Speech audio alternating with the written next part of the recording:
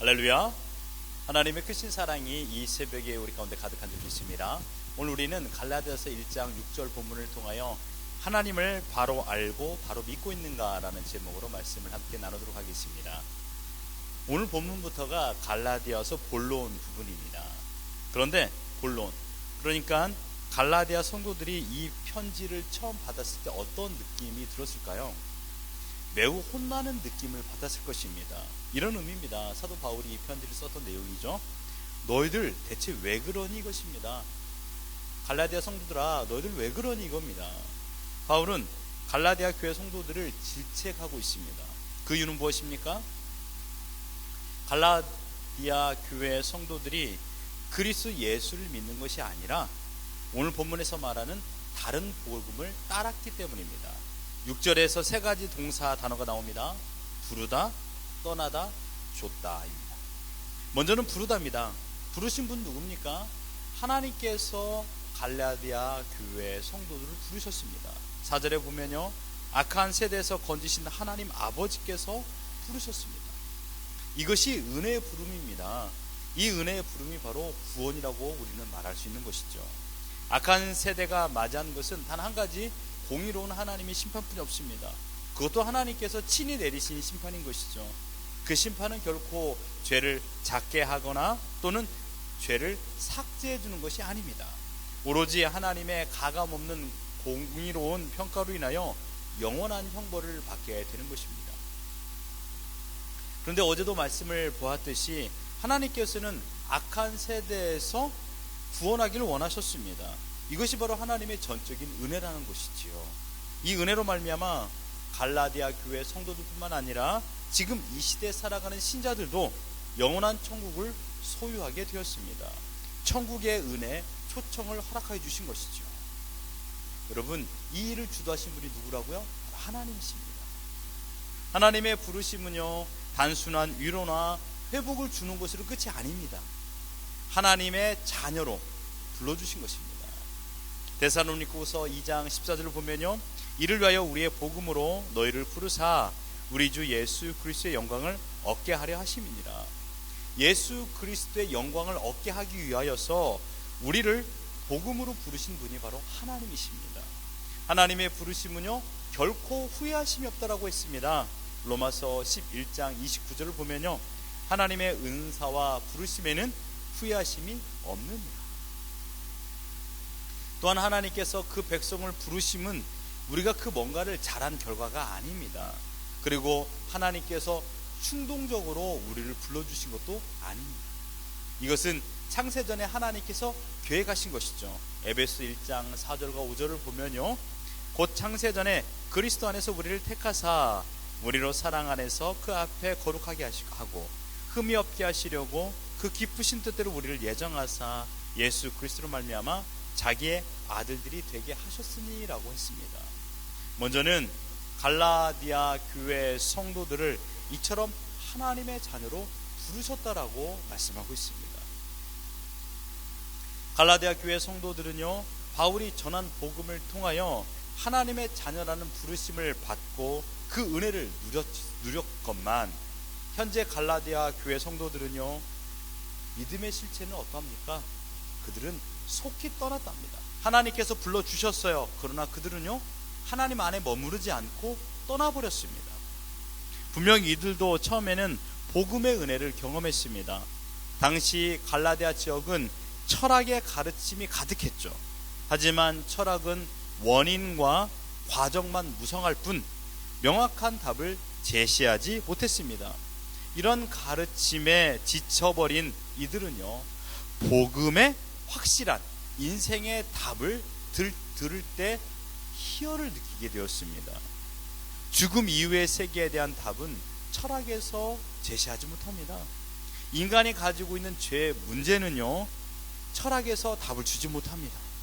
그러나 바울이 증거한 예수 그리스도의 복음은 인간의 죄 문제와 그 해결 방법, 그리고 악한 세대에서 구원에 이르는 유일한 길을 제공하고 있습니다. 자신들의 존재가 무엇인가, 자신들의 정체성을 복음을 통하여 깨닫게 되었던 것이지요.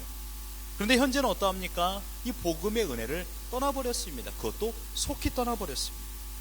여기서 바울은 속히라는 단어를 타케오스라는 단어를 썼습니다. 이 단어는요, 너무 쉽게 또는 너무 성급하게 결정하다라는 뜻입니다. 바울이 전한 복음, 그리고 그들이 받아들였던 복음을 얼마나 쉽고도 빠르게 포기하고 다른 길로 갔던가에 대한 바울의 깊은 탄식과 그들에 대한 책망이 담겨진 단어가 바로 속히 떠나답니다. 여기서 우리는 인간이 가지고 있는 치명적인 약점을 발견하게 됩니다. 은혜를 경험했음에도 불구하고 우리는 하나님을 속히 떠나는 일상을 자주 살고 있다는 것입니다. 대표적인 예가 출애굽기 32장입니다. 금송아지 숭배 사건인 것이죠. 모세가 출애굽 이후에 시내산에 올라갔습니다. 이스라엘 백성은 두려움과 염려에 사로잡혔습니다. 그래서 의지할 대상을 간절히 간구했습니다. 하나님께서 떠난 것이 아님에도 불구하고 이스라엘 백성은 눈에 보이는 모세가 없어짐으로 인하여서 두려움에 떨었던 것이죠. 그래서 아론을 독촉하였습니다. 우리를 인도할 신을 만들어 달라고 말했던 것입니다. 하나님께서 모세에게 빨리 내려가라고 명령하셨을 때 하셨던 말씀을 보십시오. 출애굽기 32장 8절입니다. 내가 그들에게 명령한 길을 속히 떠나라고 했습니다. 속히 떠났다고 그랬습니다. 하나님에게서 속히 떠난 이스라엘 백성들을 말하고 있습니다. 이유는 무엇입니까? 두려움에 사로잡혔기 때문입니다. 이 두려움의 원인이 무엇일까요? 그것은 바로 하나님을 온전히 믿지 못했기 때문에 두려움에 떨었던 것입니다. 이것은 곧 불신앙입니다. 그래서 그들은요, 무엇을 의지하려고 또 다른 신을 만들어내라고 말했던 것입니다. 우리가 살아가는 현실 속에서 하나님을 불신할 때 그 마음에 또 다른 신들을 찾게 되는 것입니다. 헛된 우상을 섬기게 되는 것이죠. 이유는 단 한 가지입니다. 의지하기 위해서입니다. 두려움을 이겨내기 위하여서 또 다른 신을 찾는 것입니다.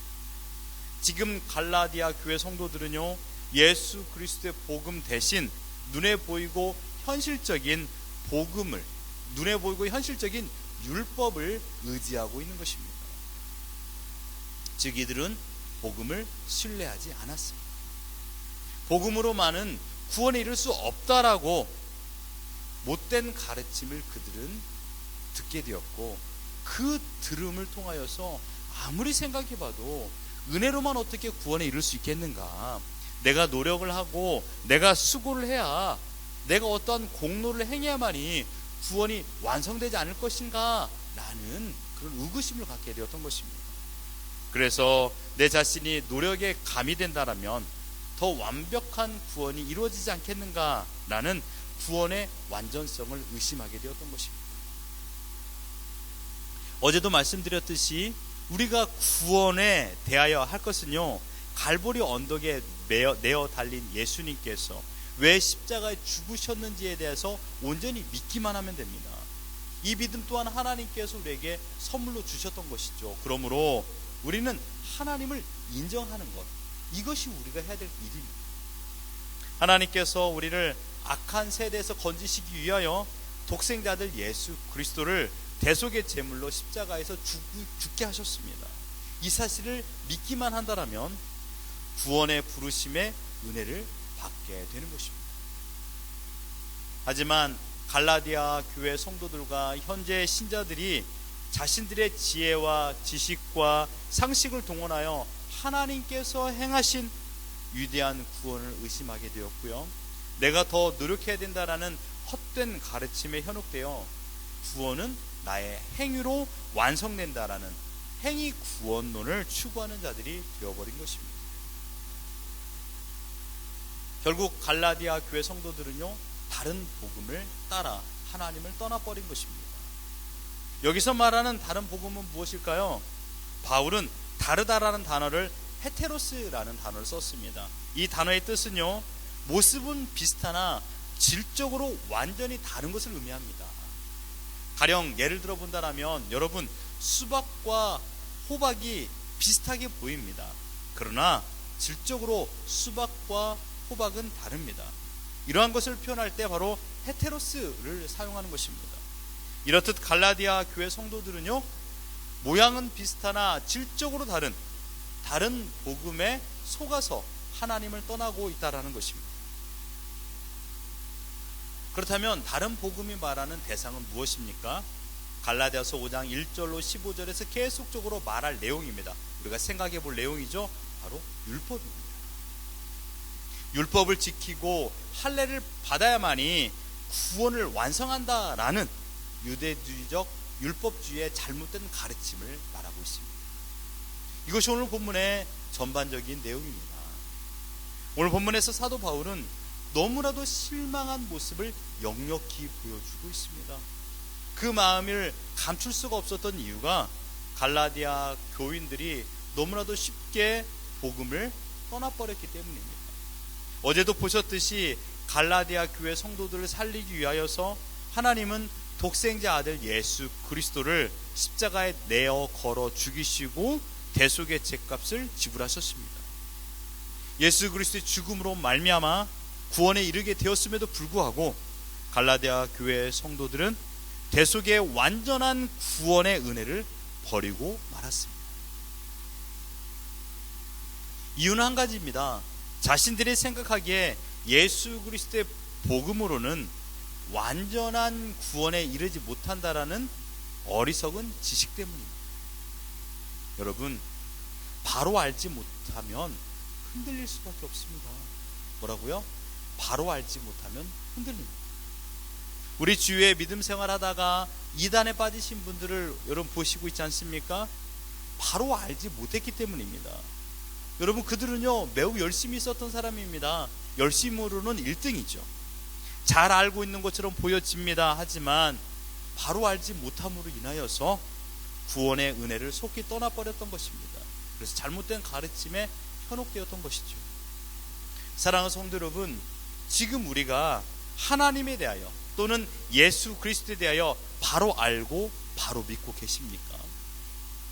여러분들은 하나님을 얼마나 알고 계시며 어떻게 알고 계시며 확실히 알고 확실히 믿고 계십니까?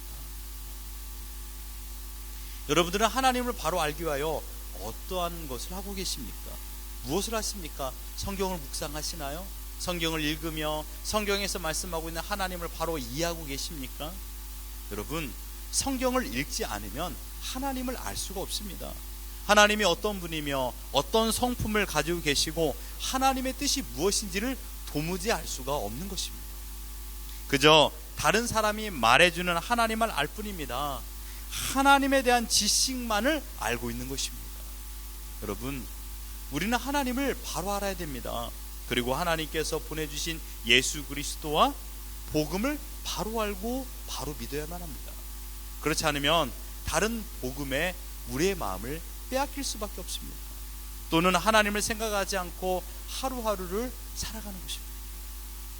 갈라디아 교회 성도들이 하나님을 바로 알지 못함으로 인하여 헛된 율법의 가르침에 현혹되었고 하나님을 완전히 떠나버렸던 것입니다. 마찬가지입니다. 지금 우리도 하나님을 바로 알지 못하면 어떻게 될까요?